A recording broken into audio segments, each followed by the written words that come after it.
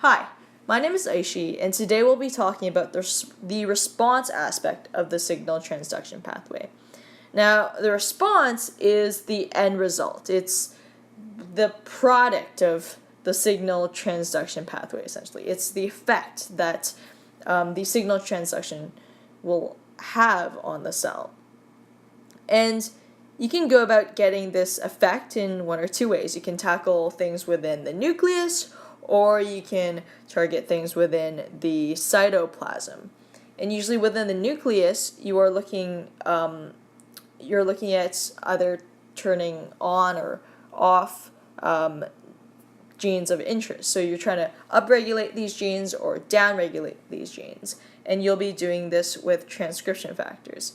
And usually within the cytoplasm, you'll be either upregulating or downregulating enzymatic activity and other protein-related things.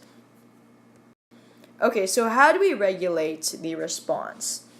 First off, the response isn't simply an on or off thing.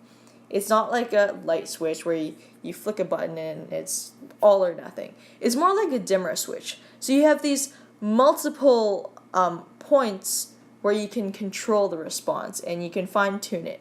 So as we've already covered, in the signal transduction pathway, you have multiple sites. You have multiple steps that you have to do, and at each of these steps is the opportunity to regulate the pathway and essentially regulate the response, because the response is the end thing. It's like the end goal. Now, so far, we've spoken about the signal transduction pathway as a sort of linear thing. A leads to B, B leads to C, C leads to D, and we've also talked about amplification, where a single molecule of A might activate multiple molecules of B, each of which activate multiple molecules of C. But what we haven't talked about is crosstalk between the pathways, between the many pathways of the cell. And this is very important because different cells will have different types of pathways activated, and this allows for communication within the cell, and activation of one pathway might also activate another pathway or inactivate another pathway. So it's all a lot more complex. Now, scaffolding proteins are pretty interesting.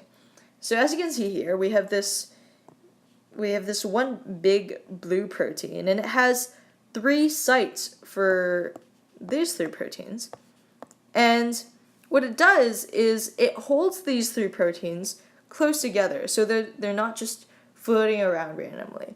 Right? There are so many steps within the signal transduction pathway that if these 3 proteins if all the proteins just floated around randomly within the cell, it'll be very difficult for a signal to actually get transduced. And by the scaffolding proteins holding these proteins together, it makes the transduction of the signal much more efficient.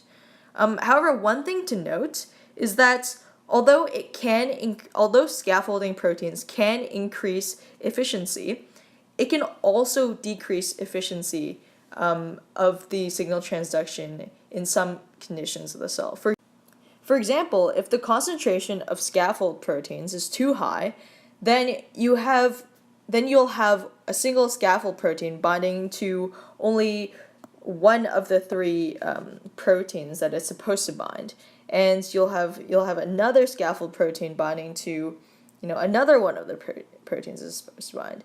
And what will happen is you don't get all the proteins that are necessary in order for the signal to be transduced. Instead, you have a decrease in the efficiency of signal transduction. And so this is one of the ways that scaffolding proteins can actually inhibit the transduction of a signal if your concentration of scaffold proteins is too high. Now, another thing that's very important is the termination of the signal, because you don't want the response to be going on forever. You don't want this huge response that never ends. You want to be able to control your signal, and so it's important that it be terminated.